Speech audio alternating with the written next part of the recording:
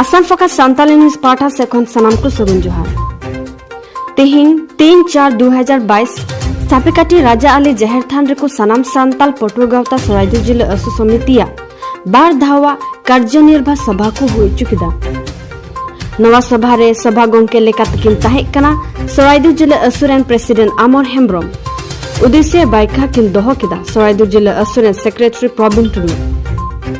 Nawa Sabha re ku tahek kana AASU केंद्रीय समिति executive member Puneshwar Baske, office secretary Rebenan Tudu, organising secretary Purnima Hembram और मोरेटी आंचलिक समिति रेन प्रेसिडेंट सेक्रेटरी नवा सभारे को मेन केदा जे आसु समिति को मारांगते चेत लेका कमी इदिया और अर्थनैतिक सामाजिक राजनीतिक सांगठनिक कोरेना आइमा लेकान उलुसना को हुई इचुकिदा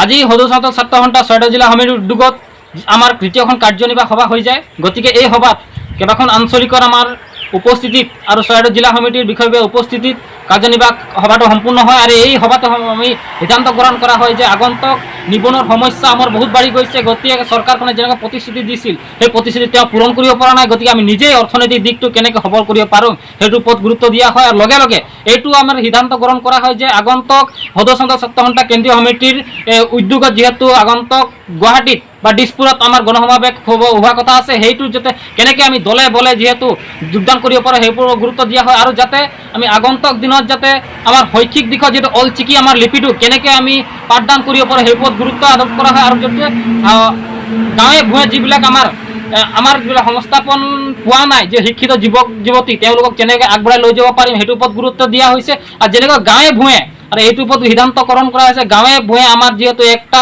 আমাৰ মেচুৰিটি চান্তাল মাজত যিহেতু কিছুমান মানুহে মাদক দ্ৰব্য মানে বনাই উৎপাদন কৰি আছে আৰু ব্যৱসায় চলাই আছে, সেইবোৰ কেনেকৈ উৎখাত কৰিব পৰা যায় সেইবোৰ গুৰুত্ব দিয়া হয় আৰু এই মঞ্চৰ পৰাই আমি অসম চৰকাৰক আহ্বান কৰোঁ তেওঁলোক সেই মদৰ ভাটিবিলাক যাতে উৎখাত কৰে আৰু লগে লগে আমি এই মাধ্যম যে নিবনুৱা বা আমাৰ জনসাধাৰণৰ মাজত কেনেকৈ অসম চৰকাৰে আজিলৈকে গুৰুত্ব প্ৰদান কৰা নাই আৰু এই গুৰুত্ব প্ৰদান কিয় কৰা নাই আৰু লগে লগে এই যে আমাৰ দৰিদ্ৰ সীমাৰেখা মানুহখিনি মাধমাৰ দিছে যিকোনো বয় বস্তু ইত্যাদিৰ ইমান দাম বঢ়াইছে তেওঁলোকে প্ৰতিশ্ৰুতি ক'ত গ'ল, তেওঁলোকে সেই প্ৰতিশ্ৰুতি যে কিয় মানে আজি সফলভাৱে ৰূপায়ণ কৰা নাই। গতিকে ৰূপায়ণ নকৰাৰ কাৰণে আজি আমাৰ জনসাধাৰণে নিবনুৱাজনে উপায়হীন হৈ কোনোবাই চুৰ কৰিবলগীয়া আছে, কোনোবাই ডকাইত কৰিবলগীয়া আছে, এনেকৈ কুকৰ্মৰ লগত জড়িত হ'বলগীয়া আপোনালোক বাধ্য কৰাই দিছে।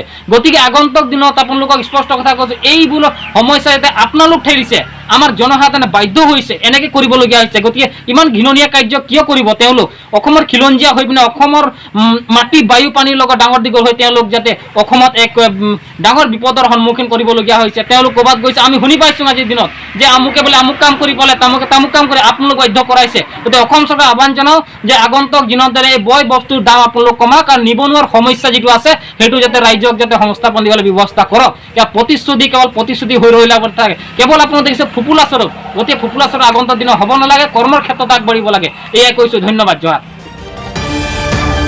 Assam Focus